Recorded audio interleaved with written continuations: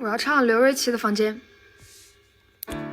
要用多少个晴天交换多少张相片，还记得锁在抽屉里面的滴滴点点，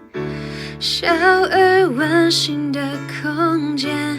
因为有你在身边，